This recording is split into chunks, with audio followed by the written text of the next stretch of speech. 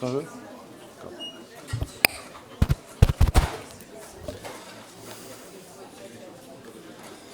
Bonjour tout le monde, bonjour à vous.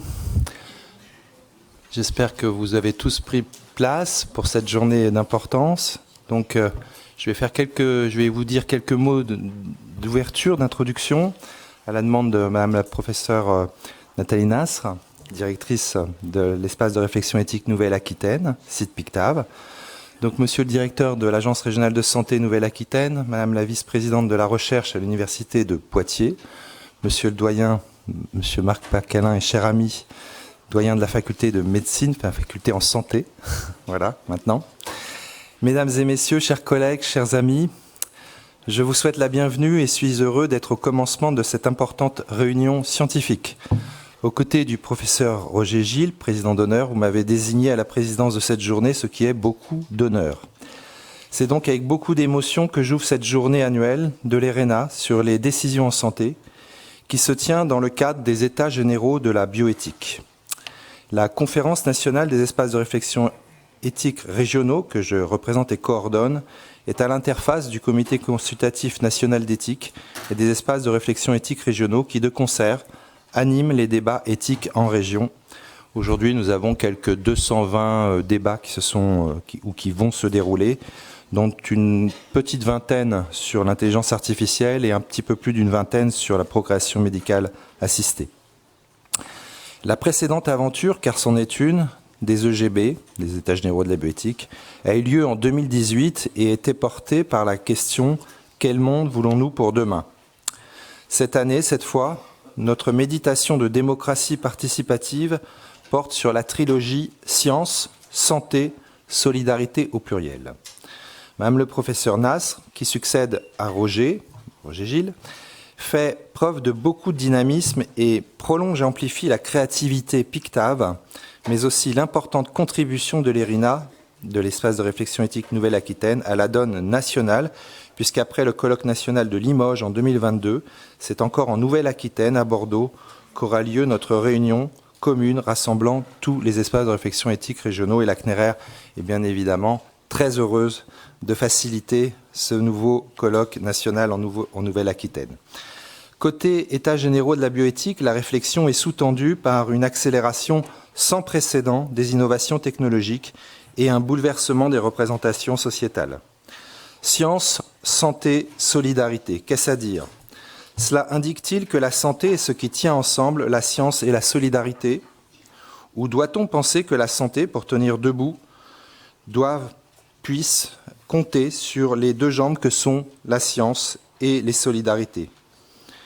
Autre hypothèse, en se rapprochant de notre devise nationale liberté, égalité, fraternité, on peut raisonnablement se demander s'il n'y a pas là le vœu de réaffirmer la liberté de la science, bien mise à mal outre-Atlantique, l'égalité de l'accès à la santé et la fraternité d'action pour les personnes les plus vulnérables. C'est avec ces questions que je vous laisse en tête afin de mieux ouvrir cette importante étude des décisions en santé, et ce, dans une optique d'éthique de la discussion chère aux espaces de réflexion éthique régionaux et aux instances éthiques et autres comités éthiques institutionnels. Encore bravo pour cette belle initiative qui fait honneur à la CNRR et au CCNE. Merci de votre.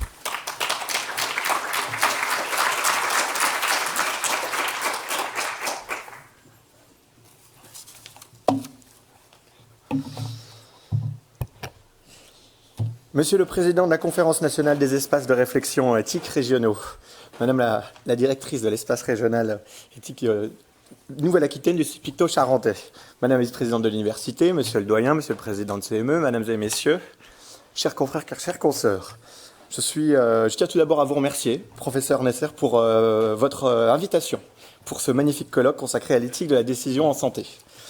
Créé une première fois en 2004, puis consacré réglementairement en 2012, l'espace de réflexion éthique de Nouvelle-Aquitaine, l'ERENA, est né en 2018, de la fusion des espaces des anciennes régions. Il constitue un lieu essentiel de dialogue et de réflexion. Sa mission est claire. Contribuer au développement de la réflexion éthique en rassemblant professionnels de santé, acteurs du médico-social, chercheurs et citoyens. Par ses conférences débats, ses cafés éthiques et ses actions de sensibilisation, l'ERENA fait vivre une éthique ouverte, accessible et ancrée dans la société. Car l'éthique, au fond, c'est cela. Un questionnement permanent. Comment faire pour bien faire? Comment concilier des valeurs parfois en tension? C'est une recherche exigeante de justesse et d'équilibre, bien plus qu'une simple application de normes. Les questions de bioéthique ne sont pas des questions techniques réservées à quelques experts. Elles engagent profondément notre vision de l'humain, de la société et de l'avenir des générations futures. C'est pourquoi le législateur a souhaité, dès la loi de bioéthique de 2012, que toute réforme dans ces domaines soit précédée d'un débat public sous forme d'états généraux. Nous y sommes aujourd'hui, avec les états généraux de la bioéthique 2026, lancés par le Comité consultatif national d'éthique, dans un contexte marqué, comme ça vient d'être dit, par l'accélération des progrès scientifiques, médicaux et technologiques, mais aussi par des profondes mutations environnementales et sociétales. Ces états généraux constituent un moment fort de démocratie en santé. Ils visent à poser les questions, à éclairer les enjeux et à nourrir un débat public indispensable. Je salue à ce titre l'engagement des acteurs territoriaux, élus, universitaires, professionnels, citoyens, membres du CTS, je salue d'ailleurs son président et les membres ici, qui est le petit Parlement santé de la Vienne. Et dans ce contexte où la confiance dans la science et dans la décision publique peut être fragilisée, cette démarche ouverte, transparente, ancrée dans les territoires est absolument essentielle. Les choix éthiques qui engagent l'avenir de notre société ne peuvent se construire qu'avec celles et ceux qui sont concernés. Alors emparez-vous de cette journée qui est la vôtre. Passez une excellente journée.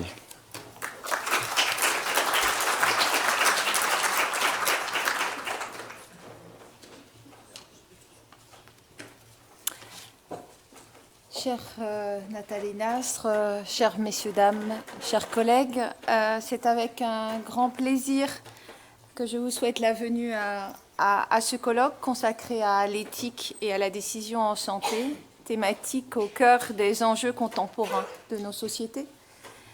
À l'heure où les choix en matière de santé publique, de pratique de soins et d'innovation sociale engagent à la fois des savoirs, des valeurs et des responsabilités, il est essentiel de vous avoir, chère madame, et votre institution et vos structures, pour croiser les regards, confronter les disciplines et ouvrir un dialogue exigeant, ce que vous faites, entre recherche, institutions et société. Ce colloque s'inscrit pleinement dans une dynamique territoriale forte menée à l'Université de Poitiers, portée par la stratégie Science avec et pour la société. Je pourrais ajouter aujourd'hui solidarité, puisque le thème est aussi celui-ci, qui invite à repenser les relations entre la production des savoirs, la décision politique, publique et la participation citoyenne. L'université, en tant qu'acteur structurant de l'enseignement supérieur et de la recherche, y joue un rôle central. Elle est à la fois un lieu de production de connaissances, de formation à l'esprit critique, aujourd'hui essentiel, il l'a toujours été mais plus que jamais, et un espace d'expérimentation de nouvelles formes de médiation et de co-construction. C'est ainsi qu'un premier jalon initié à votre initiative d'un café citoyen éthique lors de la Fête de la Science en octobre dernier avait rencontré une forte audience dans les salons de la mairie de Poitiers.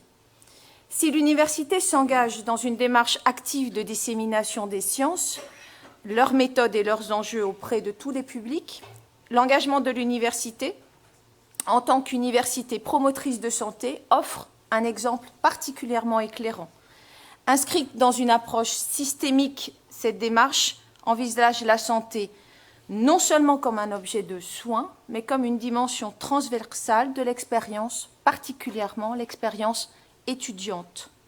En cohérence avec les principes de la Charte d'Ottawa, elle articule politique de prévention, qualité de vie, environnement d'études et accompagnement des parcours étudiants, en multipliant et en mobilisant l'ensemble des acteurs du territoire. Cette initiative, portée à l'initiative de la vice-présidente Marion Albouy, contribue à faire de nos campus des espaces d'apprentissage, d'acquisition de connaissances et de compétences, de culture et de santé. Penser l'éthique de la décision en santé dans un tel contexte, c'est interroger les conditions dans lesquelles les savoirs scientifiques se traduisent en action, les arbitrages qu'ils impliquent et les valeurs qu'ils mobilisent. C'est ainsi reconnaître que ces décisions ne peuvent être dissociées des environnements dans lesquels elles s'inscrivent, qu'il s'agisse d'institutions de soins, des territoires et les lieux de recherche et de formation. Je formule le vœu que cette journée soit l'occasion d'échanges fructueux, d'interrogations partagées et d'avancées collectives au croisement de la recherche, de la pratique et de l'engagement. Je vous remercie.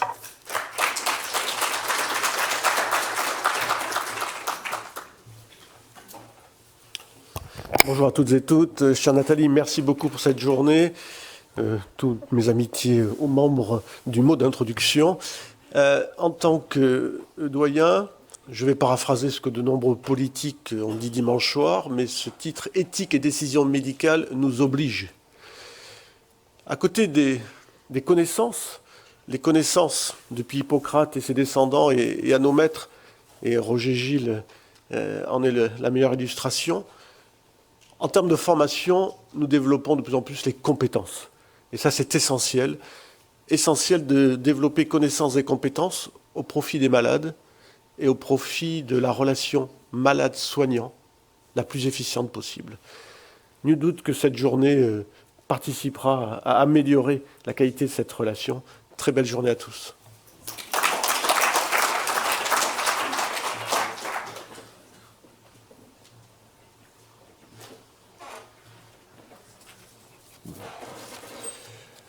Madame le professeur, monsieur le président, monsieur le directeur, monsieur le doyen, madame la vice-présidente de l'université, j'oublie personne. Mais...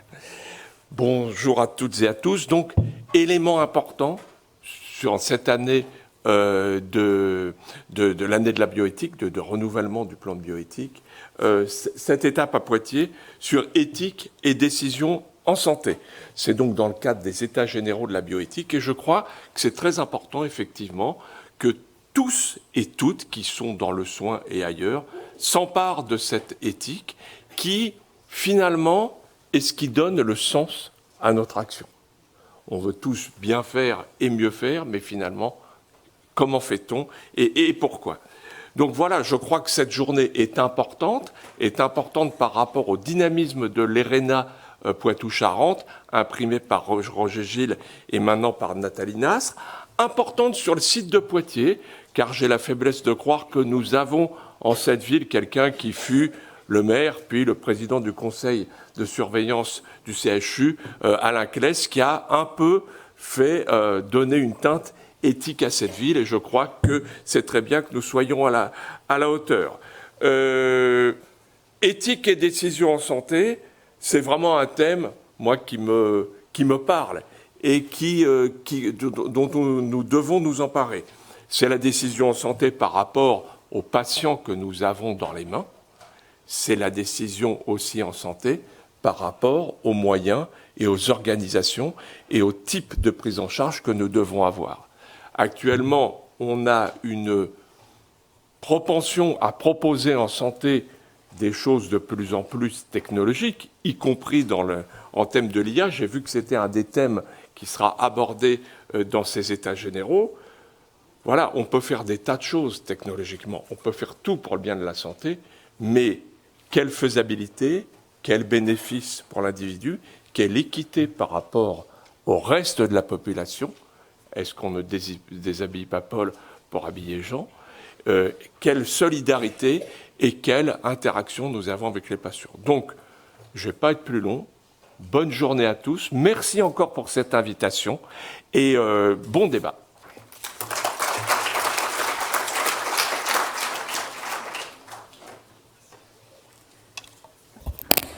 Chers tous et toutes, je suis très émue de vous voir tous et toutes là.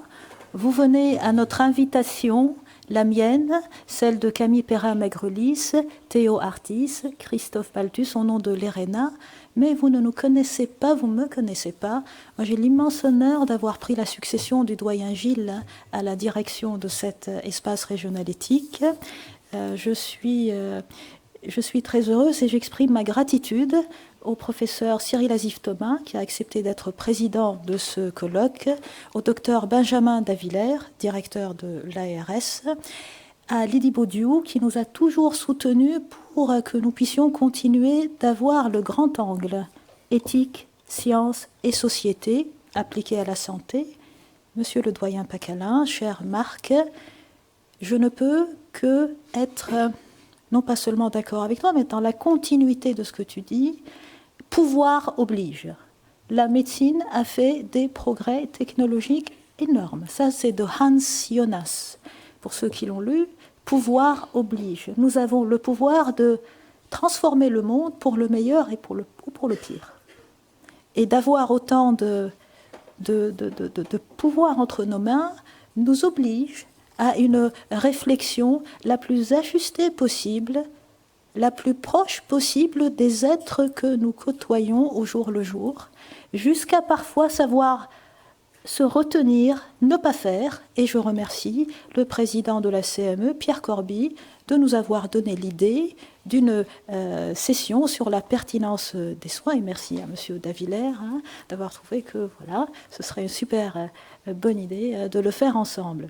Donc, ce que nous allons voir aujourd'hui, c'est pas à pas comment se constitue une décision en santé avec l'éthique, comme nous l'enseignons à la fac, comme un canal cognitif entrant, un canal comme un autre de la décision en santé. L'éthique, ce n'est pas une chorégraphie autour de l'acte médical ou de santé pour l'humaniser, comme s'il n'était pas humanisé de base. Non, c'est un canal entrant de la décision, parce qu'un soignant, un médecin, un directeur d'hôpital, directeur d'ARS, notre métier, c'est de décider. Donc l'éthique relationnelle, évidemment, mais l'éthique décisionnelle est ce qui va transformer la vie des gens autour de nous, de nos institutions et aussi de nos territoires. Voilà. Je vous remercie tous et toutes d'être avec nous aujourd'hui et sans plus tarder, je voudrais inviter les prochains intervenants et en premier, mon maître, le doyen Roger Gilles, à nous rejoindre avec le président Cyril Azif pour la première session sur une dimension philosophique de la décision.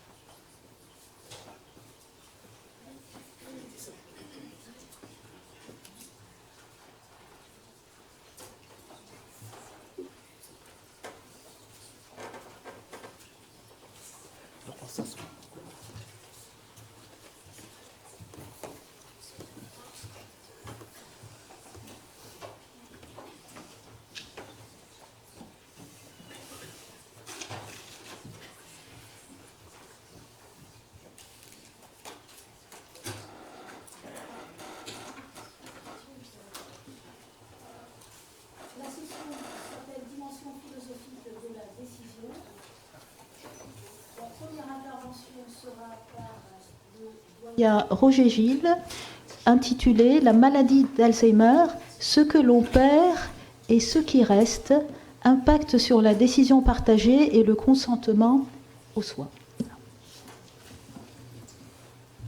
Comme vous voulez.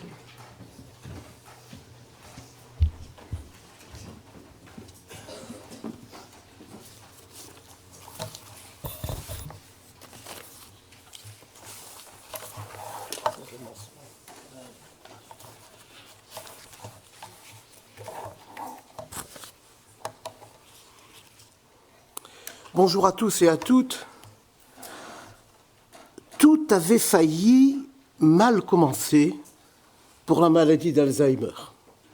Quand Madame Auguste D., âgée de 51 ans, fut admise le 25 novembre 1901 à l'hôpital psychiatrique de Francfort, dont le médecin, âgé de 37 ans, était alors le docteur Alois Alzheimer. Quand Madame Auguste D. entra, le diagnostic posé par son médecin traitant était celui de paralysie générale. Donc ce qui était encore discuté comme pouvant être peut-être d'origine syphilitique.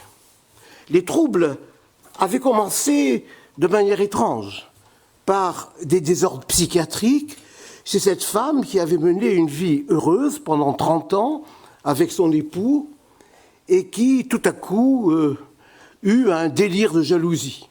Ce délire de jalousie fut très vite suivi d'un délire de persécution et d'hallucination. Et très vite, ils s'accompagnèrent de troubles cognitifs majeurs et de troubles du comportement qui conduisirent à son internement. Car en vérité, elle fut hospitalisée à l'asile psychiatrique de l'hôpital de Francfort-sur-le-Main. D'emblée, cette malade suscita une attention extrême du docteur Alzheimer, intrigué par la complexité du tableau clinique, l'histoire évolutive et surtout la difficulté qu'il avait à poser un diagnostic étiologique. Pourquoi cette pauvre malade, dans un état déjà avancé, suscita l'attention du docteur Alois Alzheimer? Étrange. En tout cas, un grand clinicien. Il n'avait pas, comme aujourd'hui, les yeux rivés sur l'ordinateur, regardant plus l'ordinateur que le malade, et sans doute eut-il de l'empathie pour cette femme, ce qui, hélas, est trop rarement dit, car que connaissons de Madame Auguste D., sinon que ce prénom étrange et ce nom réduit à une initiale.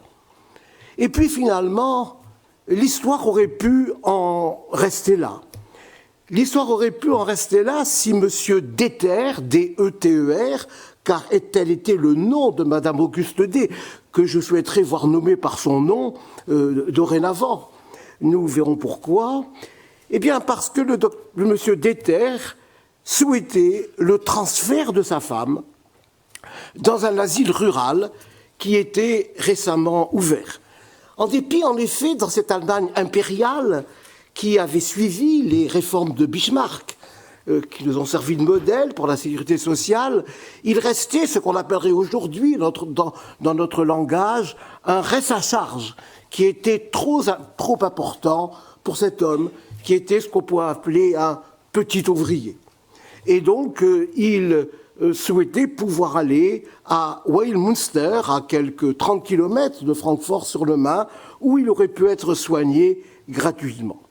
Mais alors, pourquoi le docteur Alois Alzheimer s'y opposa? Pourquoi il n'y tint pas? Ceci est rarement dit, rarement écrit, rarement su. Et effectivement, le docteur Alzheimer avait une intuition. On ne sait pas trop encore laquelle, et il négocia avec une administration bienveillante et sans doute proche des médecins, puisqu'il put obtenir la gratuité des frais d'hospitalisation à Francfort-sur-le-Main pour Madame Auguste Deter. Et donc, c'est ainsi que Madame Auguste Deter put rester à Francfort-sur-le-Main. Mais évidemment, il l'accompagna d'une contractualisation que nous verrons se produire à peu près 100 ans plus tard aux États-Unis, dans l'extraordinaire étude qu'on appelle des nonnes. Et là, il fait un contrat, non pas avec une communauté, mais avec Monsieur Deter. Oui, elle serait soignée gratuitement, mais à sa mort, il fallait qu'il puisse examiner son cerveau. Mais évidemment, le rêve d'Alois Alzheimer n'était pas de rester à Francfort-sur-le-Main. Asile psychiatrique, municipal, il rêvait d'une carrière universitaire. Et surtout, il avait une admiration sans borne pour l'immense Kraepelin. Et puis, il se trouva qu'en 1902, l'année suivante, il fut appelé par Kraepelin à Heidelberg. Ça vous donnera l'occasion de revoir les cartes de l'Allemagne, c'est assez intéressant. Et il se rendit à Heidelberg, il côtoya Kraepelin, il fut évidemment emporté d'enthousiasme, et en 1903, il suivit le professeur Kraepelin, il le suivit à Munich, où il eut sa carrière universitaire. Mais il garda un œil sur Madame Auguste Deter. Il ne l'oubliait pas. Elle décéda le 8 avril 1906. Elle décéda le 8 avril 1906 dans un tableau grabataire recroquevillé sur elle-même avec une septicémie, de grosses escarres trocantériennes et sacrées. Et cette femme avait ensuite, en plus, une double pneumonie. Quand il apprit cette nouvelle, il contacta son médecin-chef, son ancien médecin-chef, le docteur Émile Cioli, à Francfort-sur-le-Main, pour pouvoir avoir accès à la pièce anatomique, c'est-à-dire au cerveau. Oui, il n'avait pas oublié cette femme, et nous avons retrouvé historiquement le dossier de Madame Auguste Deter. Évidemment, il vivait à l'époque heureuse où on écrivait encore avec la main, et ce dossier, toutes ces pages existent et sont griffonnées. J'ai beaucoup regretté d'être pas germaniste et de devoir passer par des détours complexes pour pénétrer ce dossier qui m'est encore, hélas, trop étranger. Mais à la lecture de ce dossier, on pouvait déjà constater qu'Alois Alzheimer ne considérait pas comme nous Madame Auguste Deter comme un cerveau. Car que connaissons d'elle, de cette femme? Rien. Une photographie, il y en a 4 en tout. Une photographie dont nous n'avons peut-être même pas vu le regard de cette femme avec ses cheveux défaits, en blanc, assise sur son lit, et avec ce regard triste, perdu. Et Alzheimer détaille les signes cliniques de Madame Auguste Deter, qui aujourd'hui, devant une pathologie qui commence par des hallucinations et un délire, oserait poser le diagnostic de maladie d'Alzheimer. Elle avait un tableau profondément atypique. Mais en plus, il pénétra dans ce qui lui restait à cette femme. Il ne se contenta pas, heureusement, il n'y avait pas de mini-mental state, heureusement, il n'y avait pas de thèse de l'horloge, heureusement, il n'y avait pas de gros beurre-bouche. Et c'est alors qu'il put lui parler et écouter. Et il y a cette phrase extraordinaire qu'il entendit de la bouche de Madame Auguste Deter. Il lui demanda quel était son nom. Elle ne pouvait pas répondre, elle était aphasique. Il lui demanda d'écrire son nom. Elle ne put pas. Et tout à coup, avec cette dissociation automatico-volontaire du langage du cœur, elle lui dit « Je me suis perdu dans moi-même ». Ce vertige du non-être, ce vertige identificatoire, il méritait, je pense, d'être connu. Oui, Madame, l'être de Madame Auguste Deter souffrait d'un non-être. Alors, on connaît maintenant la suite. La suite, en 1906, il va au 37e congrès des aliénistes allemands. Il rapporte oralement l'observation de Madame Auguste D. et en 1907, il la publie.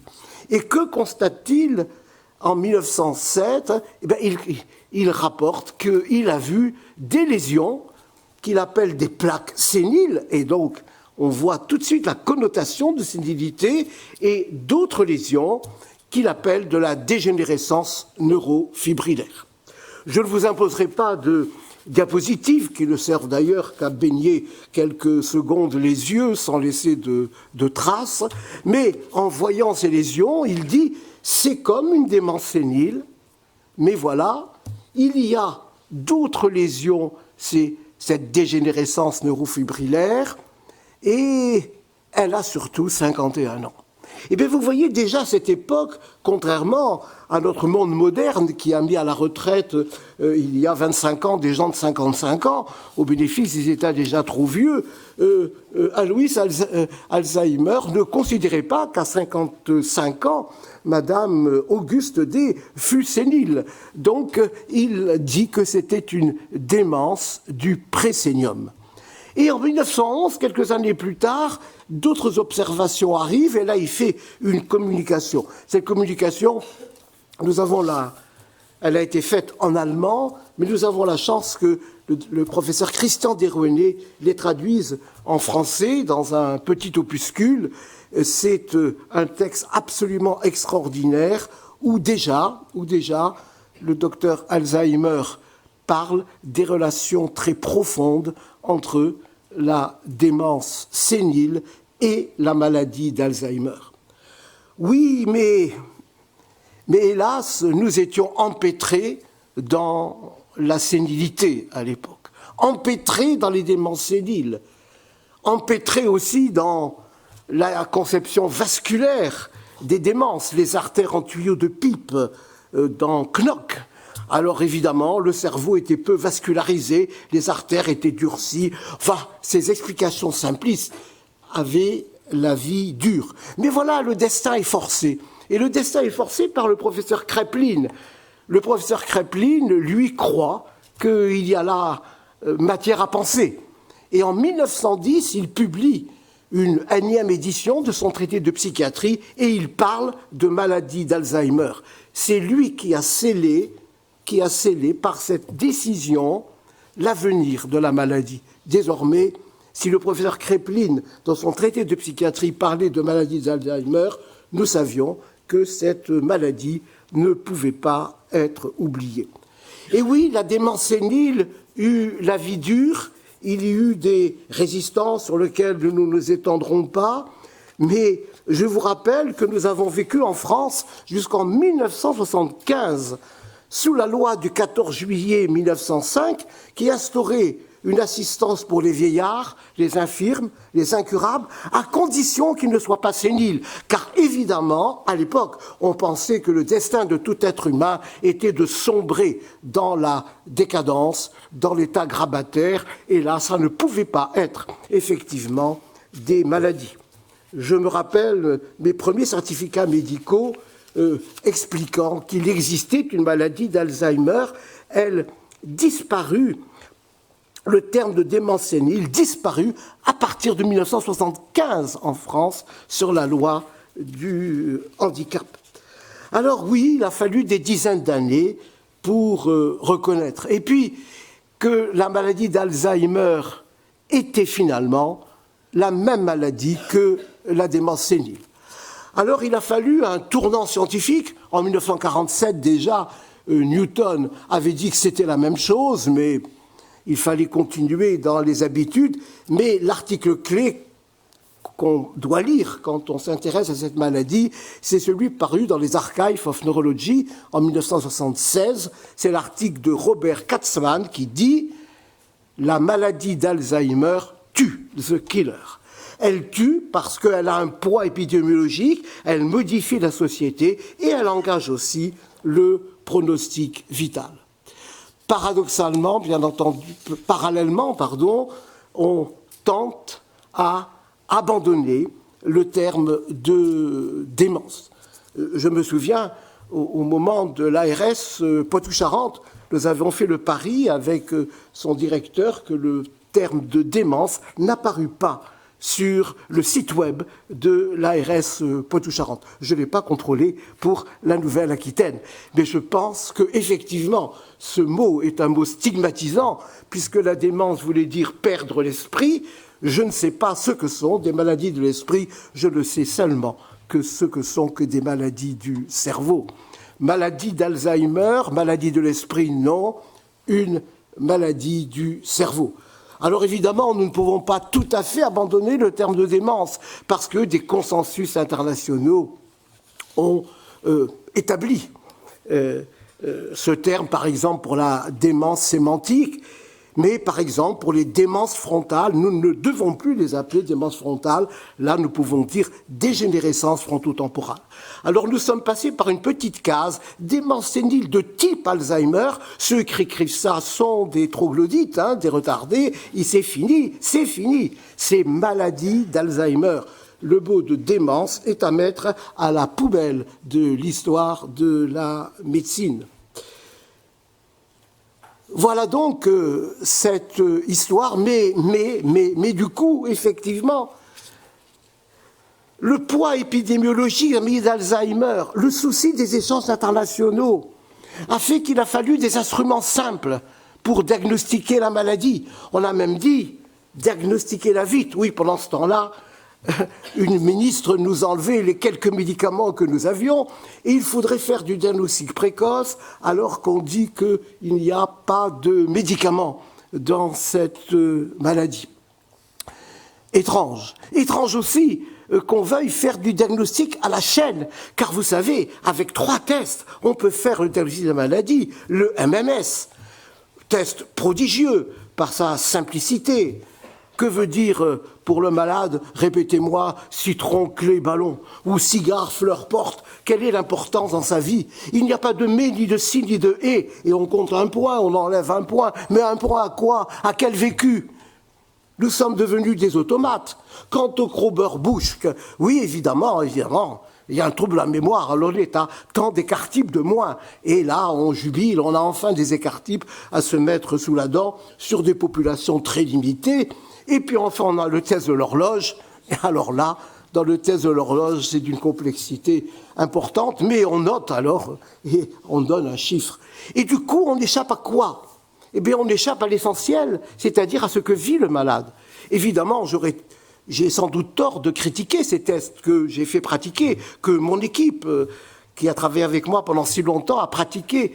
Mais nous avons toujours eu le souci d'essayer de voir ailleurs. Qu'y a-t-il? Comment le malade vit? Qu'est-ce qu'il ressent? C'est cela qui est essentiel.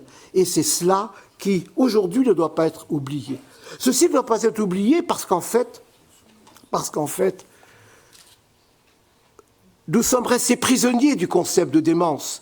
Et nous ne comptons la démence qu'en débit. Le malade d'Alzheimer, c'est celui qui a perdu ceci, la mémoire, etc.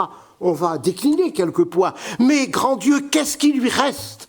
Sur un plan éthique, ceci est quand même fondamental. Aider un malade, ce n'est pas le compter en soustraction, comme quand nous disons que les vieux coûtent, alors que les vieux rapportent par la silver economy des dizaines de milliards, et qu'il y a 3 semaines, nous avons envoyé aux oubliettes le plan grand âge qui devait être examiné. Non. De même que les vieux rapportent à la société, que si demain on guérissait l'Alzheimer d'un coup, ce serait une catastrophe économique et sociale, puisque nous avons perdu nos industries, il nous reste des emplois de service. Oui, nous avons fabriqué notre propre dénuement. Eh bien, aujourd'hui, il y a une nécessité. Accompagner l'Alzheimer dans le dénuement thérapeutique et médicamenteux qui nous est donné, c'est essayer de développer ce qu'Albert Camus appelait une éthique de la compréhension.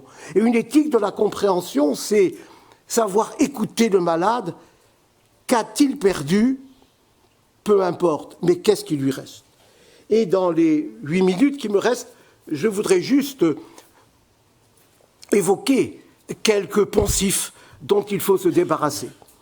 Alors, je ne les dirai pas tous parce qu'ils sont très nombreux, mais parlons de quelques-uns très simples.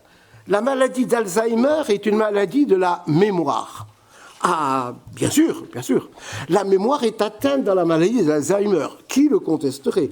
Mais nous n'avons qu'une seule mémoire? Non, nous avons des mémoires. Donc la maladie d'Alzheimer est une maladie d'une mémoire. De quelle mémoire? De la mémoire que nous appelons épisodique, c'est-à-dire de la mémoire des événements de notre vie.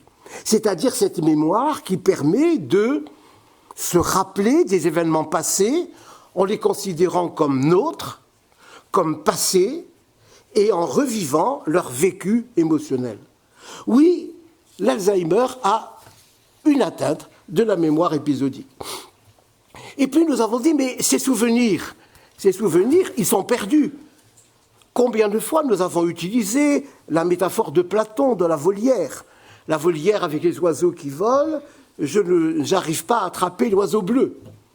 Si l'oiseau bleu, j'arrive un jour à l'attraper, je me dis, ah, ben ça c'est un oubli bénin. Vous voyez, voilà, je commence à avoir 40 ans, je rencontre quelqu'un, comment vous vous appelez, je ne sais plus très bien, et puis 10 minutes après, ou 3 minutes après, le nom va me revenir. Donc le souvenir était là, juste on ne pouvait pas l'attraper. Et puis alors, si on fait un gros beurre bouche-queue, eh ben, on indice. Et quel était le nom du poisson? Quel était le nom de l'animal? Bon, ah ben le malade ne dit pas. Alors on dit, ben, le souvenir est mort. Ah, le souvenir est mort, il est au fond de la cage. Le souvenir est fini. Eh bien, que constate-t-on? On constate que, d'abord, le malade d'Alzheimer a parfois un trop-plein de souvenirs. Trop-plein de souvenirs quand il se lève la nuit et il demande à aller voir sa mère, alors que sa mère est décédée il y a 20 ans. Ça s'appelle un délire amnésique. Et le grand Jean Delay disait que dans ce délire amnésique, écrivez cette phrase et vous la méditerez ensuite, la mémoire constituée est prise pour la mémoire constituante. Eh oui, eh oui, eh oui. Ce père qu'elle veut aller voir, il est mort il y a 30 ans. Alors est-ce qu'on nous apprend ce qu'il faut répondre à ces malades? Est-ce qu'il faut leur dire, mais votre père est mort, il est mort depuis longtemps, allez vous recoucher pour refaire vivre un deuil, ou faut-il faire autre chose? Voilà ce qu'il faut apprendre aujourd'hui dans l'accompagnement de la maladie d'Alzheimer. Voilà le délire amnésique, le souvenir qui surgit du passé, on le croyait mort comme il était au présent. Et puis, quand on constate quand le malade est confronté à une atmosphère émotionnelle, à quelqu'un de chaleureux, quand on lui chante une chanson qu'il connaît, qui évoque de la nostalgie, quand il fait quelques pas de tango, ou qu'il envoie des danseurs danser du tango, eh bien tout à coup, des souvenirs reviennent. Ces souvenirs reviennent de manière automatique. Alors bien sûr, il ne faut pas prétendre que nous allons améliorer la mémoire dans une société utilitariste, mais ces souvenirs déclenchés automatiquement, que le malade ne peut pas rappeler volontairement, surgissent avec toute la force de leur émotion, avec toute leur réalité. Et aujourd'hui que nous sommes privés de traitement, demandons-nous quelle est la mission d'accompagnement de nos malades. C'est non pas d'améliorer la mémoire, rien ne pourra le faire aujourd'hui. Ce qui est notre devoir, c'est de les aider à vivre. Et si on ne comprend pas cela, évidemment, on passe à côté de l'essentiel.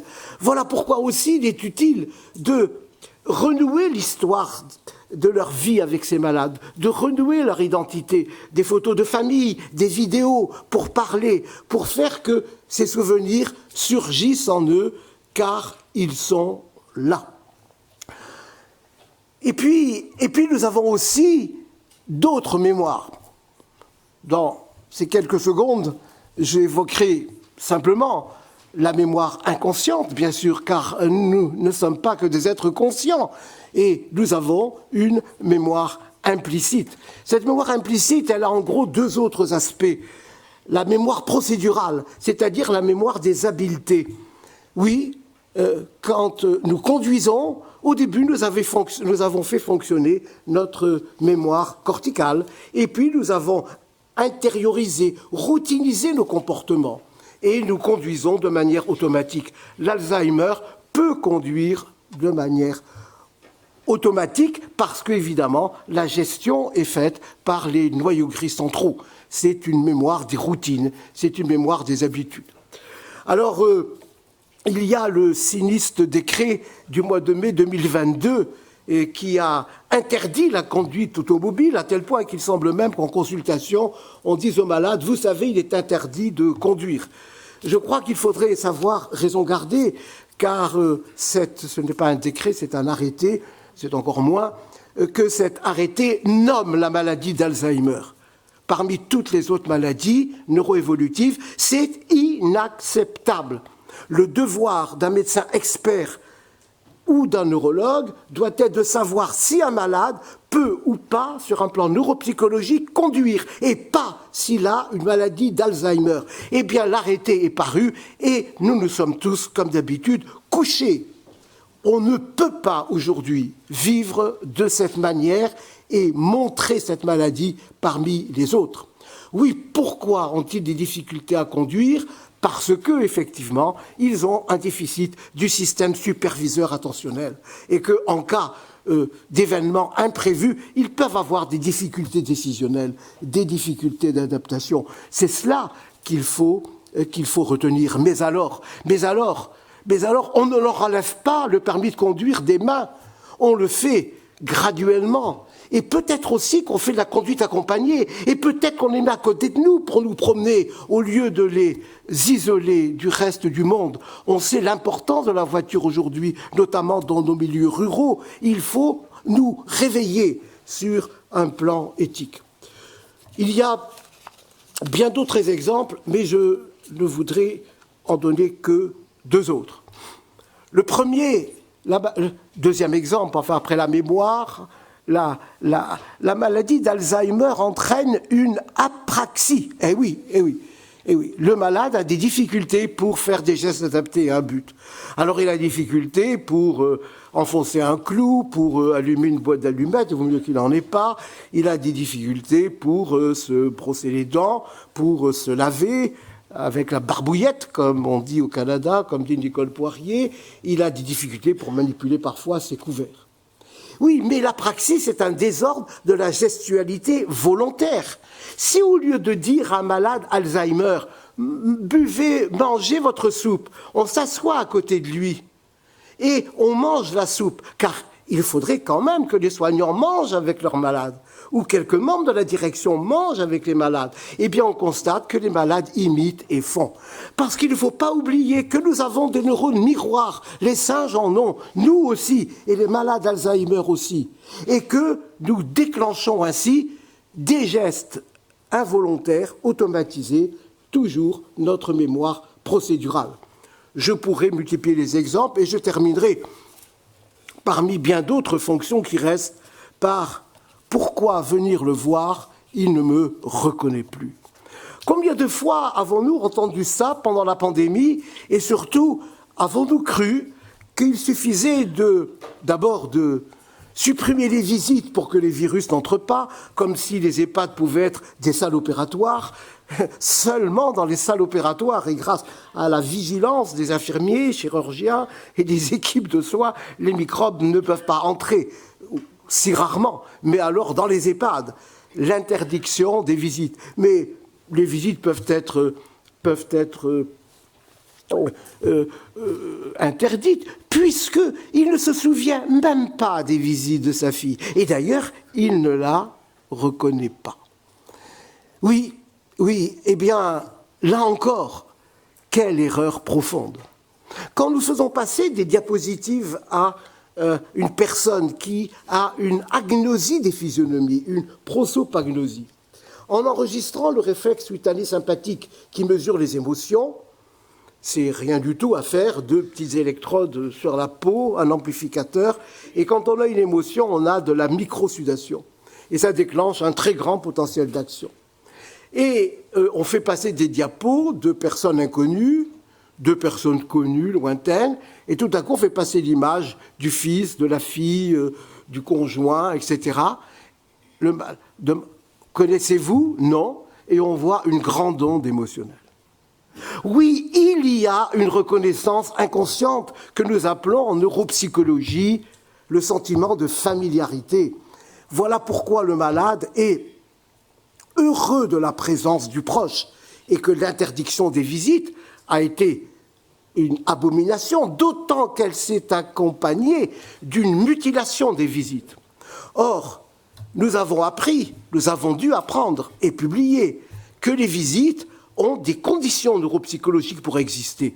Quand on se visite, on doit pouvoir se toucher. C'est ce qu'en neuropsychologie nous appelons la grasping distance, c'est-à-dire pouvoir toucher quelqu'un. Vous ne pouvez pas toucher sa main. Ah bon? Alors à quoi sert le gel hydroalcoolique?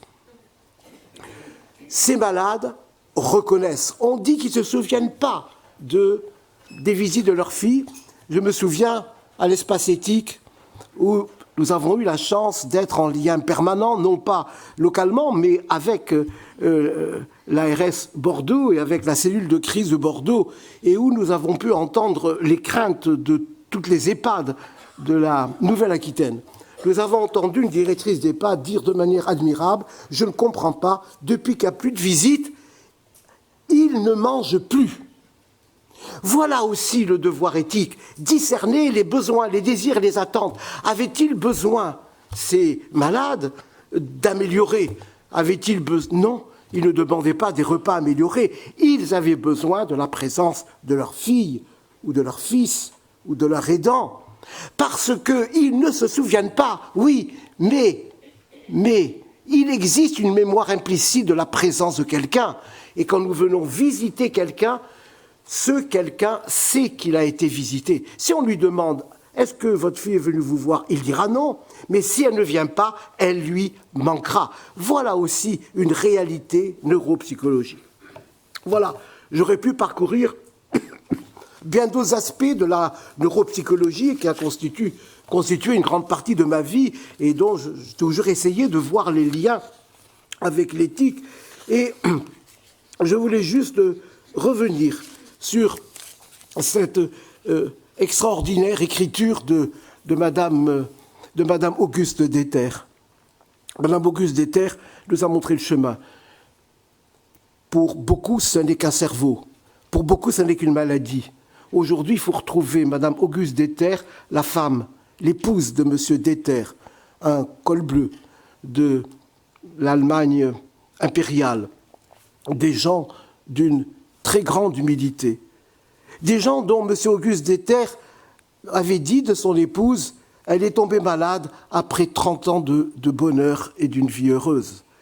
La maladie d'Alzheimer a détruit la vie de Mme Auguste Deterre. Et quand vous regarderez peut-être demain ou ce soir sa photo sur Google, regardez son regard. Et vous verrez le regard perdu, le regard triste qu'elle a et qui mériterait, je pense, plus de commentaires. On peut ajouter aussi que M. Deterre aurait pu demander le divorce. Il était possible pour maladie mentale, en fonction de la législation allemande. Il n'a pas abandonné, il l'a accompagné jusqu'au bout. Et elle avait écrit cette phrase que je vous répète, « Je me suis perdu en moi-même ».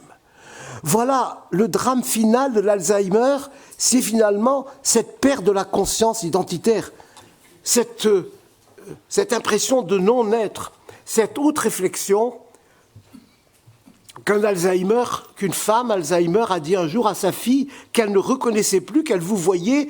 Sa fille entre un jour et sa mère la tutoie et lui dit « Tu vois, je ne sais même plus qui je suis ». Autre témoignage de ce vertige du non-être qui peut saisir le malade, mais à qui doit alors nous conduire à quoi? À lui tendre notre main et à raconter son histoire. Le devoir de l'accompagnant, c'est de reconstituer l'identité de l'autre, de dire à l'autre ce qui lui manque, de reparcourir son histoire. Et en équipe, en collégialité, il y a bien des réunions collégiales pour le cancer depuis des années. Il devrait y avoir des réunions collégiales pour discuter des manifestations cliniques de la maladie d'Alzheimer et pour échanger les informations, pour que tout membre d'un accompagnement sache qui est venu hier, qui est venu la veille, pour montrer des photos, pour partir. Nous avons cette responsabilité ultime. Oui, c'est de prolonger l'identité de l'autre. Toi, Madame Deterre. Toi, Alzheimer, ma grand-mère. Toi, Alzheimer, mon grand-père. Toi, Alzheimer, mon père. Toi, Alzheimer, ma mère. Toi, Alzheimer, mon frère. Merci.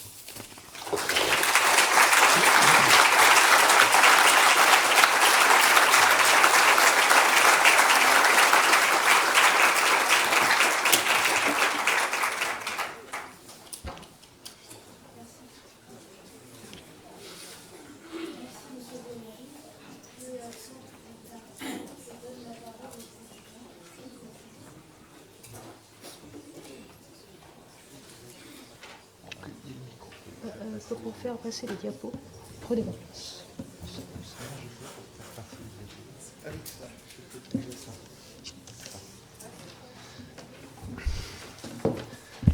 Merci beaucoup Roger, c'est toujours passionnant de vous entendre. Cher professeur, vous avez bien décliné le risque éthique qu'il y a à fonctionner selon un réflexe de précaution, notamment à travers l'interdiction des visites lors de la crise sanitaire. Et je vais vous inviter dans la thématique que le professeur Nasr m'a demandé de traiter pour vous, à essayer d'inverser ce réflexe de précaution pour aller vers une réflexion de la proportionnalité en santé. Donc en fait, ça sera le fil rouge de la présentation, qui évidemment va parler de psychiatrie. Alors, moi, j'ai pas vécu votre histoire d'avoir à choisir entre neurologie et psychiatrie en 1968, mais je sais que la maladie d'Alzheimer est ce qui rattache la psychiatrie à la neurologie et ce qui accroche la neurologie à la psychiatrie. Et nos malades, les nombres de malades Alzheimer que j'accompagne encore dans ma consultation en témoignent. Avec ou sans médicaments, nous sommes là. Nous sommes là parce que nous sommes attachés au parcours de soins. Alors, que se passe-t-il quand le parcours de soins vient être impacté par une décision ou plusieurs d'appliquer la contention en psychiatrie, pour reprendre le thème de cette conférence? Quelles tensions éthiques, quels enjeux humains, parcours, traversent cette épreuve à la fois clinique et thérapeutique? Alors vous le savez, la psychiatrie, c'est la seule spécialité médicale où l'on peut soigner à un moment donné quelqu'un contre son gré, en raison de son état clinique, et le priver momentanément de sa liberté d'aller et venir. L'hôpital psychiatrique n'est pour autant pas un lieu de privation, ni de liberté, ni de contrôle social, mais bien un lieu de soins. On s'est battu pour que cela le devienne. Ce sont aussi des soins médicaux d'une grande technicité, mais différente de la technicité médicale habituellement entendue comme telle. Ce sont bien entendu aussi beaucoup d'exigences de compétences, de formation, d'expérience, de disponibilité, de ressources humaines, afin d'assurer une prise en charge de qualité et de sécurité du soin. Alors tout cela ne pourrait pas prendre sens sans des dispositions protectrices des droits des patients, et vous verrez qu'on a avancé là-dessus.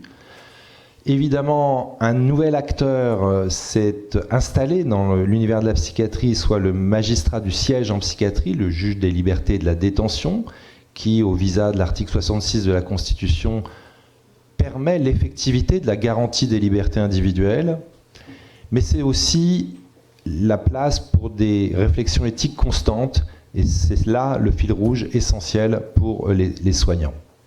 Alors, le cadre législatif, c'est celui de la loi du 5 juillet 2011, qui a été reprise en 2013. Mais, quelle que soit l'évolution de la loi, la pierre de touche au plan éthique, ça reste le consentement, qui est un acte de soin au même titre qu'un acte diagnostique ou thérapeutique. C'est ce que nous avons écrit dans un avis récent du comité éthique de la Fédération hospitalière de France, intitulé « Placer le patient en situation de consentir aux soins en connaissance de cause ». Et en connaissance de cause, c'est très important parce que ça oblige, tout à l'heure Nathalie et Nasr disaient le pouvoir oblige, eh bien ça oblige à délivrer une information propre, une information de qualité, une information qui permette vraiment aux personnes de se déterminer du mieux qu'elles peuvent, et aux personnes de confiance et aux proches aidants de nous aider à co-décider ensemble. Donc ce cadre législatif, je ne vais pas le détailler parce que ça nous emmènerait trop loin. Simplement rappeler les grandes ambitions initiales, favoriser l'accès aux soins et garantir leur continuité, adapter la loi aux évolutions des soins psychiatriques et des thérapeutiques disponibles, renforcer la sécurité du patient et des tiers, renforcer les droits des malades. Alors, en 2016, la loi de modernisation de notre système de santé essaie de cadrer la situation, la place de l'isolement et de la contention, avec l'article 3222-5-1 du Code de la santé publique, qui va avoir une un destin particulier, cet article, puisqu'il va être à plusieurs reprises l'objet de questions prioritaires de constitutionnalité, et il va y avoir des censures successives, ce qui va aboutir à une ultime loi du 22 janvier 2022, renforçant les outils de gestion et de la crise sanitaire. Et oui, la place de l'isolement et de la contention a été scellée dans une loi qui, en fait, parlait de la crise sanitaire. C'est pour vous dire la confusion des esprits qui se tenait à cette époque et qui prenait beaucoup d'espace. Alors la contrainte peut-elle être un soin? C'est la question en fait en creux qui est posée ici. Alors, je pense que cette question, il faut la laisser ouverte. C'est une équation exigeante à plusieurs paramètres. Cela constitue une vraie difficulté, bien entendu, puisqu'il s'agit de concilier nécessité des soins et restriction des libertés, droit des patients et protection des agents et sécurité des soins. Dans tous les cas, le médecin continue d'avoir l'obligation de respecter la volonté de la personne après l'avoir informé des conséquences de ses choix et de leur gravité. Le plus terrible serait l'absence de soins qui peut créer un préjudice et perte de chance. Et l'important reste la précocité de la prise en charge psychiatrique qui influence non seulement le pronostic mais diminue les conséquences parfois dramatiques en lien avec le trouble mental. Pensez que en moyenne, un trouble bipolaire n'est pris au sérieux et diagnostiqué et on commence la prise en charge bien souvent qu'après 10 ans d'évolution du trouble. Alors, pour ce qu'il en est de l'isolement, de la contention, un message qui, a priori, pourrait paraître simple, qu'il s'agisse de son application en psychiatrie ou dans le secteur médico-social, que j'effleurerai un peu, consisterait à dire que les limitations de liberté, telles que notamment la fermeture de portes, la contention, les dispositifs de surveillance, ne peuvent être envisagées que de manière exceptionnelle, proportionnée, et là vous retrouvez le mot-clé que je vous ai partagé en tout début de conférence, donc proportionnée à l'état de la personne et justifiée par la nécessité de garantir sa sécurité et son bien-être. C'est un extrait du futur avis du comité éthique de la Fédération hospitalière de France qui traitera de l'éthique de l'accompagnement des personnes vieillissantes, que j'ai pu travailler avec une psychologue, Magali Bonnet, un directeur, Pascal Forcioli, et également Emmanuel Jandet. Pour autant, ce message simple cache un impensé fondateur de la psychiatrie. Dans les vieux grimoires, on retrouve des belles choses. Je vous donne juste un extrait de quelque chose que j'ai retrouvé dans un rapport qui avait été fait à monsieur le préfet de la Seine sur le service des aliénés du département en 1852. On y lit « Les aliénés que l'on jetait dans ces cloaques étaient à la merci de leurs infirmiers, et ces infirmiers étaient des malfaiteurs que l'on tirait de la prison. » Nous sommes partis de très, très, très, très loin. Voilà. Mais j'ai l'habitude de citer cet extrait pour dire à quel point les compétences dont M. le doyen Pacalin tout à l'heure a parlé doivent s'appuyer sur une formation rigoureuse, continue, extrêmement assidue dans le champ hospitalier en général et en psychiatrie en particulier. Formations qui doivent rappeler que les malades mentaux ou les malades avec des troubles psychiques sont des personnes et des hommes à part entière. Et ça, c'est vraiment l'ambition révolutionnaire qui va continuer d'installer, d'imposer, d'irriguer la démocratie avec cette idée-là. Les rapports se succèdent pour autant pour dire le mal-être et le mal-faire. Récemment, vous avez eu décembre 2024, un des messages de M. Dubré-Chirat et Mme Brousseau est de dire qu'un soignant pour un malade est dans les faits le meilleur moyen de prévenir ces pratiques coercitives que sont l'isolement et la contention, donc du 1 pour 1, comme on dit dans notre jargon. La fermeture de lits et la pénurie de psychiatres empêchent d'y déployer un cadre réflexif suffisamment bon pour stopper cette contrainte supplémentaire dans le soin contraint. C'est-à-dire que lors de nos visites, disent-ils, nous avons constaté une grande souffrance personnelle chez les psychiatres et les soignants qui perdent le sens de leur travail car faute de moyens, ils recourent à la contention ou à l'administration de substances chimiques, ce que parfois dans le grand public on appelle la contention chimique, ce qui ne leur permet pas de déployer leurs compétences, leurs talents et l'éthique de leur métier. Donc, vous voyez, il y a un double message, c'est-à-dire augmenter vos compétences et d'un autre côté, on ne vous donne pas les moyens de les déployer. Donc ça, c'est une vraie difficulté qui, je dirais, est politique, qui nous rappelle que l'éthique aussi est politique et qu'il s'agit parfois de dénoncer ce qui ne va pas, comme le professeur Gilles l'a fait tout à l'heure avec le décret scélérat de 2022 sur la conduite automobile et la maladie d'Alzheimer. Cette souffrance-là, c'est une souffrance éthique au sens de l'avis 140 du Comité consultatif national d'éthique, repenser le système de soins sur un fondement éthique, leçon de la crise hospitalière, sanitaire et hospitalière. Alors d'écriture en écriture, le droit que j'ai ébauché devant vous est un droit très instable. La reformulation récurrente de cet article 3222-5-1, une petite erreur ici, est une reformulation qui est faite en 2020, 2021, 2022 et encore aujourd'hui, on a encore quelques doutes sur certains aspects de l'article qui pourraient à nouveau être retoqués par le Conseil constitutionnel. Qu'est-ce que ça veut dire? Ça veut dire qu'il est difficile d'articuler et de reconnaître les différents statuts d'usagers, de personnes humaines et de citoyens dans l'univers psychiatrique, à l'instar de ce qu'on observe dans le monde pénitentiaire. Et notamment cette difficulté persistante de cerner la notion de pratique de dernier recours, car l'isolement et la contention devraient être des pratiques de dernier recours. Or, on observe encore dans certains établissements, dans certains services, le recours à des contraintes qu'on pourrait regarder comme diluées entre chambres d'isolement et services pour les malades difficiles, c'est-à-dire ceux dont il est le plus difficile de penser les troubles, le soignant parlant de parenthèses d'isolement dans la journée, l'organisation des soins intégrant comme naturel ces temps d'isolement entre d'autres moments plus hospitaliers intégrés dans la vie du service. Donc cette notion de pratique de dernier recours est parfois, je dirais pas souvent, mais parfois trahie, ce qui ajoute à l'oubli de l'esprit du soin celui de l'oubli de l'esprit de la loi. C'est ce qui nous fait dire que nous autres juristes et médecins psychiatres engagés dans la psychiatrie médico-légale, qu'il n'existe pas encore en France de droit de la psychiatrie, mais uniquement un droit permettant, par le truchement de la police administrative, de recourir à la contrainte lorsque la situation l'exige. Il importe donc de développer continuellement une nécessaire vigilance éthique.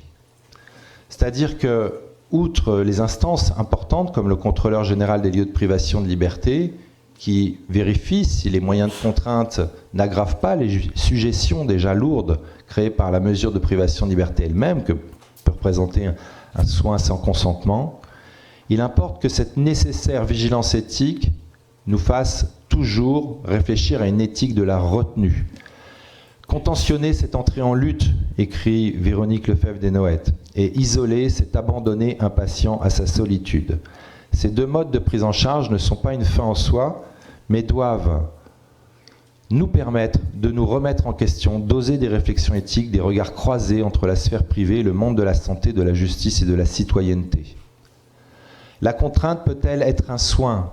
Je vous invite à ne retenir de cette diapo que le sigle NAP comme nécessaire, adapté et proportionné. Donc on revient encore et toujours à la proportionnalité en santé qui nous oblige à regarder, à mettre en balance les bénéfices, les risques, les bienfaits et les méfaits de la pratique qui va être mise en place. Dans tous les cas, il demeure nécessaire de rechercher l'adhésion aux soins, de se rappeler que les situations de violence, quand elles existent et qu'elles motivent très souvent la contention ou l'isolement, eh bien, comme le disait le professeur Senon, c'est 30% lié à la pathologie et 70% lié à l'organisation institutionnelle. Il est essentiel qu'on ait une réflexion éthique pour passer d'une pratique de protection, ne pas passer d'une pratique de protection à une pratique de relégation. Un recours à l'isolement et la contention, on le sait, est favorisé par le manque de lits adaptés, la pénurie des professionnels formés, l'insuffisance des espaces d'apaisement et pour le cas des mineurs, ce qui est quand même le comble de la subversion de l'idée de protection, le maintien trop fréquent dans les services de psychiatrie adulte. Ça va d'ailleurs faire partie probablement d'une audition par le Comité consultatif national d'éthique à la demande du professeur Falissard. Alors la qualité de la prise en charge, la sécurité du soin, les droits des patients doivent être les points cardinaux. Le professeur Gilles parlait de collégialité, on peut parler de pluridisciplinarité au service du patient dans le parcours de soins et de vie. Il est important d'interroger régulièrement la pertinence des soins sans consentement, la pertinence d'une contention, et d'organiser des espaces d'échange et de dialogue avec les partenaires, les juges, la préfecture, les forces de sécurité, le barreau, d'avoir une culture interprofessionnelle. Alors quels sont les leviers favorisant la limitation des mesures coercitives? D'abord, l'appréhension par les équipes hospitalières du cadre externe de régulation comme une opportunité et non comme une contrainte. L'engagement des dirigeants de l'établissement pour diminuer ces pratiques d'isolement de contention, l'environnement architectural, la prise en compte de l'expérience des usagers et des familles, le développement des compétences des professionnels, la collégialité médicale face à différentes difficultés, l'attractivité et la politique de ressources humaines de l'établissement, l'attractivité de l'activité en intra-hospitalier et la diffusion en interne d'une culture du moindre recours à ces pratiques. La jurisprudence, qu'est-ce qu'elle dit? Eh bien, elle dit qu'il est important de continuer la prudence clinique. On le sait, le taux de mortalité des résidents, par exemple, en EHPAD sous contention, est plus élevé que la normale. La majorité des études, les méta-analyses montrent que, au final, le risque de chute on n'a pas fait émerger de preuves de la diminution de ces chutes lors de l'utilisation de la contrainte, ni de son augmentation quand celle-ci est levée. La responsabilité du médecin, du côté de la jurisprudence, peut être engagée lorsqu'est constaté un dommage consécutif à la contention. Lorsque la contention n'est pas justifiée, le préjudice moral est constitué du fait du non-respect de la dignité de la personne humaine, mais aussi de sa liberté d'aller et venir. Cour administrative d'appel de Marseille, le 21 mai 2015. Je vais bientôt finir, mais je voudrais vous installer en tête l'idée que la bientraitance doit garder la mémoire de la maltraitance. On parlait tout à l'heure des différentes mémoires, il y a aussi une mémoire institutionnelle et une mémoire clinique côté médecin. Il faut garder la mémoire de la maltraitance. Vous voyez ici un exemple de jurisprudence de 1987 d'une contention nocturne injustifiée où le juge écrit, après avoir bien tout regardé, constat est fait ici que ces contentions étaient réalisées sans nécessité thérapeutique, mais plutôt pour assurer la tranquillité de la direction et du personnel de nuit en quantité insuffisante. Donc on voit bien que la non-malfaisance ici, le principe éthique de non-malfaisance n'est pas respecté ni celui de justice. Donc on peut se poser la question, à quand l'extension des attributions du contrôleur général des lieux de privation de liberté pour les EHPAD? Et pour finir, je vous renvoie à un article récent que j'ai écrit avec un interne de mon service. Les études s'intéressant au vécu des soignants à l'origine des mesures de contention identifient une hétérogénéité des perceptions de leurs indications et des ressentis contrastés au moment de les mettre en œuvre. Certains soignants ont ainsi rapporté un sentiment de culpabilité, malgré la conviction d'existence d'un impératif de sécurité du patient et de son entourage. L'ensemble des chartes et recommandations indiquent bien sûr en creux que la recherche du bien d'autrui peut passer par le fait de restreindre sa liberté lorsqu'elle renvoie à une autonomie de la volonté défaillante. Mais tout cela reste évidemment encore beaucoup à réfléchir et à discuter. Pourquoi? Parce que ce qui est au cœur de notre pratique, c'est aussi l'empathie. Alors, quelle vision éthique de l'empathie? Voilà une façon peut-être d'aborder les formations des professionnels de santé mentale pour les amener à réfléchir à la façon dont ils fonctionnent. Edith Stein, qui était l'élève du Husserl, dans sa thèse écrit « Par empathie, je peux vivre des valeurs et découvrir des strates correspondantes de ma personne qui n'ont pas encore eu l'occasion d'être dévoilées parce que j'ai vécu de manière originaire. » La remise en cause des professionnels n'est pas juste une remise en cause pour, on va dire, savoir se critiquer. C'est vraiment une remise en cause pour développer sa curiosité, son empathie, son intelligence relationnelle. Cette même intelligence qui amène le professeur Gilles à écrire dans son gros livre sur la bioéthique, la contention en effet doit être considérée non comme un compromis, mais comme un échec éthique qui doit être assumé, fût-ce bien sûr pour aboutir à un constat d'impuissance qui ne doit pas être vécu comme une culpabilité. Ce n'est qu'à ce prix que nulle équipe soignante ne pourra se résigner à la contention, car la contention menace les valeurs de la République et elle menace les citoyens les plus fragiles et les plus vulnérables. Alors pour terminer, j'aimerais vous inviter à regarder ce qu'il est possible de faire chacun à votre niveau, dans les institutions qui sont les vôtres, à vos places de soignants, quelles qu'elles soient, de l'aide-soignante aux médecins et aux professeurs, c'est-à-dire redonner le goût d'habiter humainement le monde du soin. Christian Bobin écrit « Contempler est une manière de prendre soin ». Alors, dans sa méditation sur la déforestation infernale avec les machines modernes qui sont les nôtres aujourd'hui, il écrit « La mort donnée aux arbres de cette manière est bien plus terrible que celle donnée jadis par la main d'un bûcheron. Cette mort ancienne était fraternelle. Ce qui m'a sidéré, c'est cette avidité, cette brutalité de la technique dans un lieu qui n'est que beauté. Au fond, habiter poétiquement le monde s'oppose à l'habiter techniquement. On peut le formuler de cette manière aussi abrupte, parce que dire habiter poétiquement le monde ou habiter humainement le monde, au fond, c'est la même chose. Et je tire votre attention sur un autre risque éthique, celui de l'usage de cette notion de pénibilité relationnelle, puisque certains médecins privilégiant les actes techniques, ce qui peut être amplifié par ce que propose aujourd'hui l'intelligence artificielle, par exemple, se fait au détriment de la relation soignant-soigné qui peut être perçue comme un critère de pénibilité pour le médecin. Donc en conclusion, et dans le cadre des états généraux de la bioéthique, j'aurais envie de vous dire, n'oublions pas que le médecin, en particulier le psychiatre, le psychologue, le neuropsychologue, peut être comparé à un médicament relationnel. Et c'est important de rappeler que la formation des professionnels, c'est une clé de réussite à inscrire dans une éthique de la vulnérabilité partagée. Le malade est vulnérable, mais le psychiatre est vulnérable aussi, dans sa peur de voir ce risque immédiat et imminent de passage à l'acte.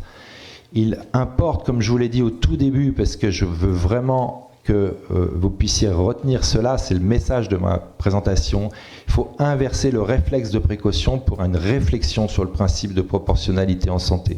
Et puis évidemment, évaluer la politique publique sur la psychiatrie et la santé mentale à l'aune de la préservation des droits et de l'éthique pour déboucher sur un grand plan quinquennal, psychiatrie et santé mentale. Soyons fous, on peut toujours l'espérer. Merci de votre attention.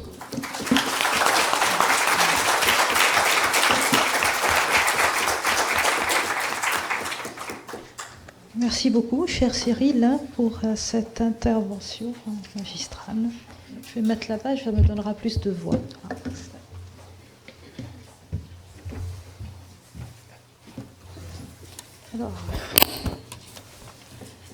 Alors, chers tous et toutes, aujourd'hui je vais vous parler de philosophie et je vais essayer de ne pas vous perdre en chemin. Alors je vais essayer de m'inscrire dans la tradition des médecins philosophes arabes, il y a très longtemps. Beaucoup plus proche de nous, il y a 300 ans, en Allemagne, on ne pouvait pas faire des études de médecine sans avoir auparavant faire des études de philosophie. C'était impensable, c'était interdit, on n'était pas admis. Là, on est en France. Et vous avez certainement, pour les étudiants du DU éthique en santé Poitiers-Toulouse que je coordonne, vous avez certainement reconnu dans le titre de mon intervention une citation. C'est Paul Ricoeur, L'amont, l'aval de la norme, ma petite éthique de Ricoeur. Ça, c'est un article que vous avez en accès libre sur le fonds Ricoeur en ligne et qui décrit l'éthique comme amont de la norme, comme aval de la norme. L'éthique comme amont de la norme, c'est celle qui est élaborée, comment vous dire, prenez l'exemple par exemple de la loi Claes-Leonetti. Et M. Claes fera l'intervention en fin de ce colloque. Les députés vont élaborer la loi. Le Conseil consultatif d'éthique, nourri par vous autres, nous autres, dans les territoires, va alimenter la réflexion éthique qui, elle, va servir à établir la loi. Et en France, nous avons, contrairement à d'autres pays, la loi de bioéthique qui va être ainsi instituée. Donc, ceux d'entre vous qui êtes élus, vous êtes dans cette position-là d'élaborer la loi et l'éthique va permettre de voir comment naviguer et comment l'établir. Et à notre place de praticien, moi je suis neurologue vasculaire, plombier du cerveau, comme j'explique. Donc je travaille dans des temps extrêmement courts, au time brain. Il faut prendre des décisions dans des délais les plus brefs possibles et sans se tromper. Et nous sommes tous entraînés dans cette mécanique et nous sommes en aval de la norme. Il y a des règles, des recommandations, des lois et nous avons une latitude, latitudo, comme dit Kant, un battement entre une règle, une loi, une norme et son applicabilité à une situation particulière. C'est comme si vous imaginiez un gros cube évidé là, et vous avez placé une forme de tête là-dedans. Il vous reste toujours une marge, un vide, une platitude, un abattement, et c'est là que s'exerce la liberté de vous autres, de nous autres, de juger, évaluer, faire. Quoi faire, dans quel ordre, et voilà. Et tout cela, c'est la liberté du soignant, du médecin, du directeur, de nous autres. Donc la loi n'aura jamais tout réglé. Il n'y aura aucune recommandation qui aura tout prévu. C'est pour ça que votre métier, notre métier, est un métier de décision. D'où le titre de ce colloque. Déjà, comment se prend une décision en général? Comment on fait quand on est... comment ça se prend une décision dans le soin? Ceux d'entre vous qui êtes dans des établissements hospitaliers, en EHPAD, merci d'être avec nous. Et en pratique, nous sommes dans des états physiologiques qui peuvent être variables. Et nous allons fonctionner avec des biais qui font que, même quand il y a des recommandations de niveau très élevé, le plus élevé, le grade A, on va trouver 15% pour la recanalisation de l'AVC à la phase aiguë, par exemple, qui a montré ses preuves. Mais pour poser l'indication, il y a 15% de variabilité, même dans d'excellents centres, par rapport aux recommandations telles qu'elles ont été émises. Et comment on explique déjà cette variabilité de la décision? Il y a, le doyen Pacalin était avec nous, la courbe de l'apprentissage, mais quand je regarde mes jeunes, c'est souvent pas là que la variabilité, ils sont très bons, ils appliquent, ils reconnaissent les recommandations, ils sont à tous les staffs de lundi matin en neurologie vasculaire, c'est pas de là la variabilité, là ils s'y collent, recommandations. Deuxième chose, là on est optimiste, ceux d'entre nous qui sont en train d'élaborer les futures recommandations ont un délit d'initié. Donc, bien sûr, ils ne vont pas appliquer les recommandations dont ils savent qu'elles vont être caduques dans quelques mois, quand le papier sera sorti. Bon, ça c'est bien. Mais le plus gros de cette variabilité va être expliqué, et ça c'est moins reluisant, par les biais cognitifs.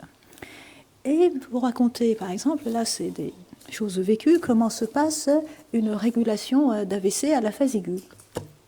Un médecin du SAMU va nous appeler.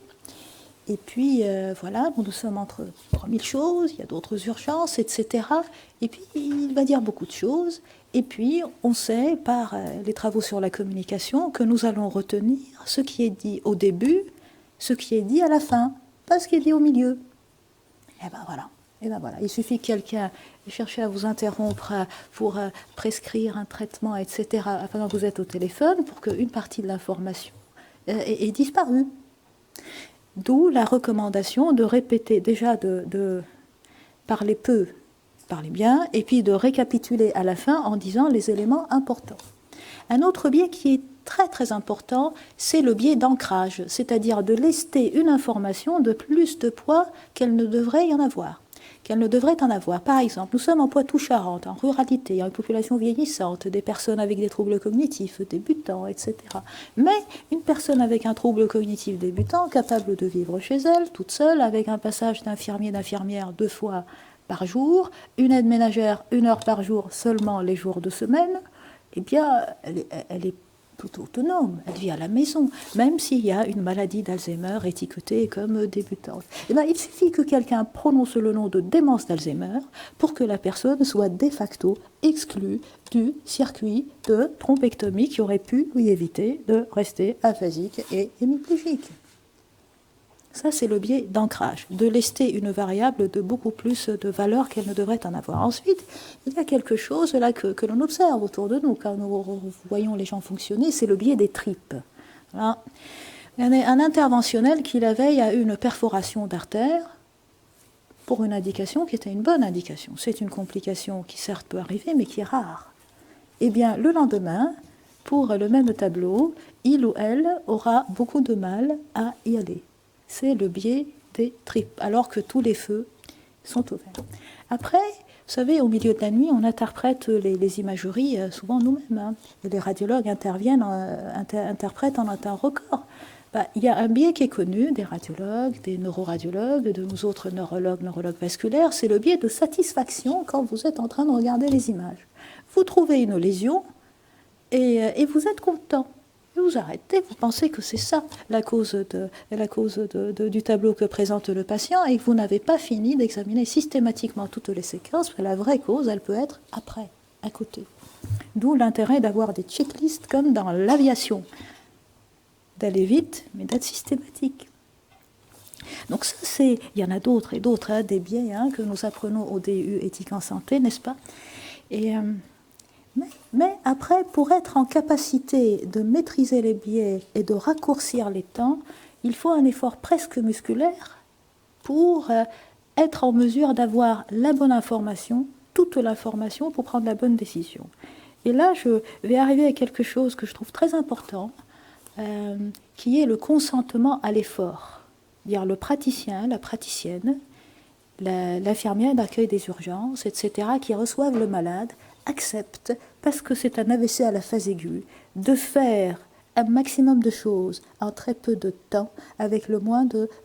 en prenant plusieurs téléphones, en distribuant les tâches, et non pas de faire, comme on aime bien faire en général, une chose après l'autre. Ça ne marche pas. Quand je fais un relevé des délais pour les traitements des AVC à la phase aiguë, faire une chose après l'autre séquentiellement, tout le monde sait que ça ne marche pas. Dans l'AVC à la phase aiguë, il faut consentir à cet effort presque musculaire de faire plusieurs choses en même temps et de distribuer les tâches. Et pour ça, je reviens à ce que disait le professeur Cyril Azif-Thomas, la notion d'empathie va être extrêmement importante. L'empathie, je la mettrai jamais dans les biais cognitifs. Jamais. Jamais. L'empathie est ce qui fait que l'on consent à quelqu'un qu'on ne connaît pas, pour quelqu'un qu'on ne connaît pas, à faire l'effort qu'on aurait fait pour l'un de ses proches. C'est exactement ça, l'empathie. C'est envelopper l'autre que l'on ne connaît pas, ou dans l'altérité telle qu'on l'envisage. Et là, ça devient l'autre. L'autre avec un grand A, l'autre dont le visage m'oblige, pour citer Manuel Levinas. Donc l'empathie, c'est le moteur, je dirais, du consentement à l'effort. Quand on est soignant, quand on est en institution hospitalière, médico-sociale, etc. Et puis, des fois, nous sommes amenés, et vous l'avez dit tout à l'heure, pour faire bien, à nous éloigner un petit peu du règlement. Par exemple, un règlement d'un service, on ne peut pas rendre visite aux malades le matin. Une situation particulière où on se dit quand même, on ne va pas les laisser à la porte, ces gens, etc. Et puis, il y a quelqu'un d'entre vous qui dit, non, ça va, je vais décider que, voilà, pour cette personne, les visites, c'est aussi le matin. Et puis qui se fait remonter les bretelles par les autres parce que n'a pas respecté le règlement, etc. Et là, mes étudiants et mes anciens étudiants, et là, ça fait plusieurs générations déjà, du DU éthique en santé, vont me reconnaître quand je dis, quand vous transgressez en bande. Voilà. Spinoza, il était jamais tout seul. Quand il a été excommunié, envoyé de l'autre côté de l'Amstel, il continuait de philosopher en bande le soir. Emmanuel Kant, qu'on décrit comme quelqu'un de très aride, tous les soirs, il tenait un dîner chez lui, et puis il continuait de philosopher. Les philosophes n'ont jamais été tout seuls pour élaborer les concepts qui nous sont arrivés maintenant. Transgresser en bande. Ça, vous serez moins seul. Et puis c'est pour ça que quand vous venez à nos journées des adhérents, nous venons d'en programmer une avec Camille et Théo, là, pour ceux d'entre vous qui ont demandé de nouvelles formations, n'envoyez pas une infirmière ou un médecin ou un directeur. Ils ne vont pas porter le poids du monde sur leurs épaules tout seuls. Venez à 2, 3.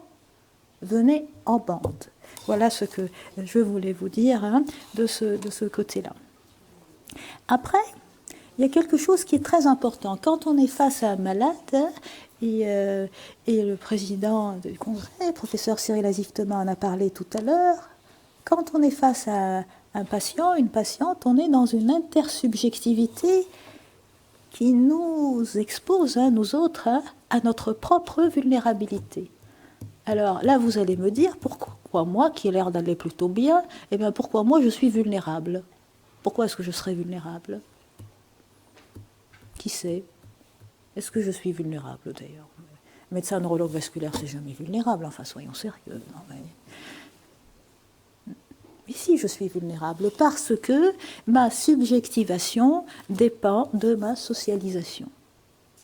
Le fait que vous me regardez me donne du sujet, sinon je ne suis pas un sujet. C'est Jürgen Habermas qui l'a beaucoup, beaucoup développé. Donc nous sommes tous vulnérables.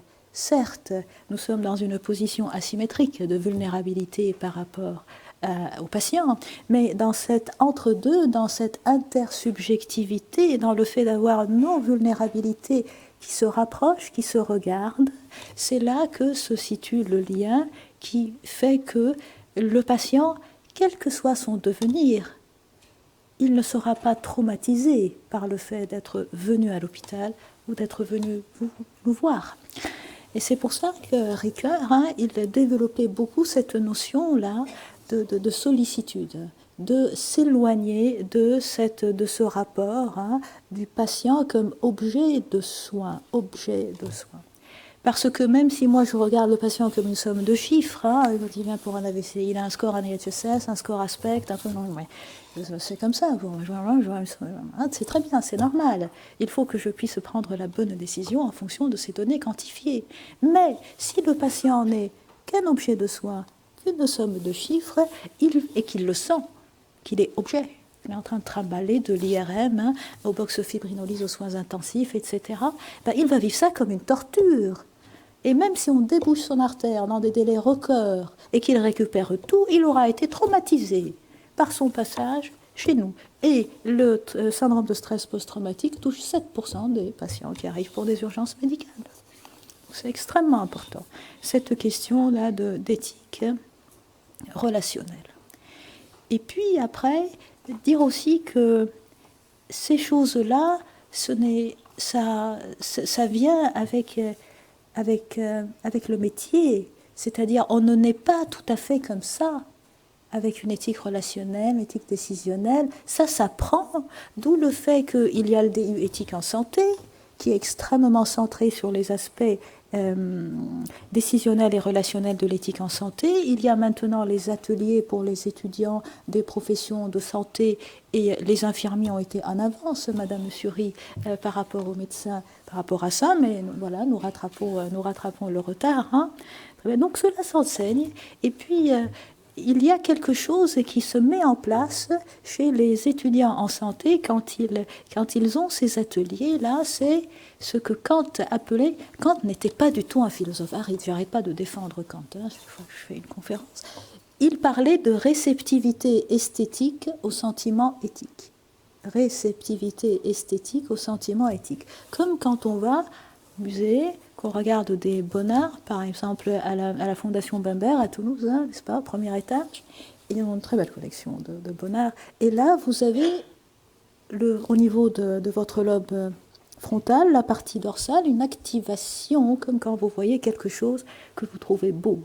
Eh bien, on ressent en soi, quand on voit réaliser un acte qu'on trouve bien, on ressent en soi quelque chose qui est de l'ordre de la perception du beau. Et ça s'entraîne. Ça s'entraîne. C'est la raison pour laquelle ce que nous rajoutons comme cours au premier cycle de médecine, puisque c'est ça que je connais le mieux, de la grande littérature, le théâtre, la dramaturgie, la sensibilisation aux arts, etc., en réveillant cette sensibilité esthétique, eh bien, participe aussi à réveiller la réceptivité esthétique au sentiment éthique qui va s'entraîner au cours du parcours, par les différentes interventions que nous y faisons, et puis des ateliers, et puis les étudiants sont en demande. Quand on leur impose 4 ateliers pendant leur parcours, on les revoit encore, mais oui, ils reviennent.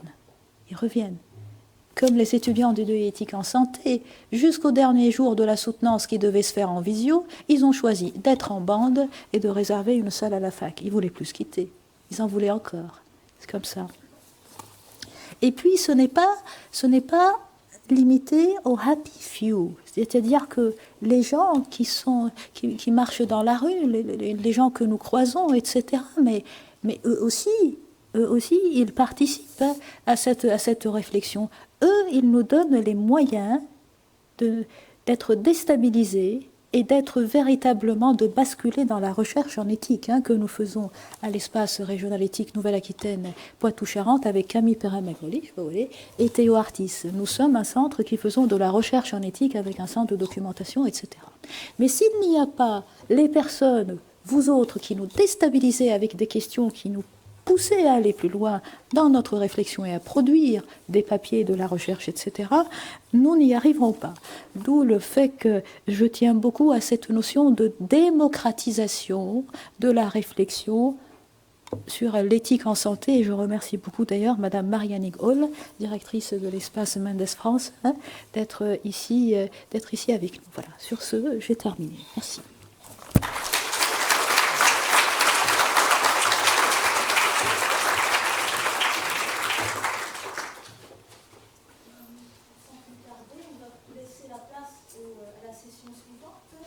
Merci Théo, sans vous, je ne peux rien faire. Donc on va laisser la place à la session suivante, à Camille Perrin-Macaulay. Ah oui, quelle heure est-il là? Ah oui, d'accord. On va s'arrêter. Moi, j'étais partie là. On va s'arrêter, prendre un café ensemble, on discute et on revient. Voilà, merci.